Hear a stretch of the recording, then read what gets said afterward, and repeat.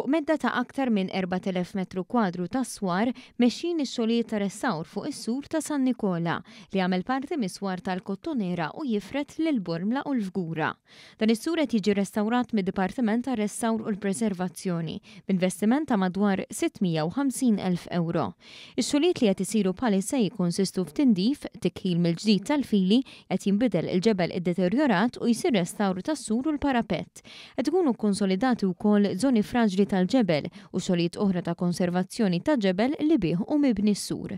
Waqt konferenza tal-aħbarijiet mill-Ministru għall-Wirt Nazzjonali Owen Bonici u s-Segretarju Parlamentari għall-Gvern Lokali Alison Zeraffa Civelli li żaru x-xogħlijiet ġie spjegat kif b'inizjattivi bħal dawn qed ikompli jiżdied il-valur tal-wirt nazzjonali tagħna. Aspett sabiħ ħafna tal-Kottonera huwa s-swar li jiċċirkondaw, mhux biss il-Kottonera Lines imma anke il-Margherita Lines.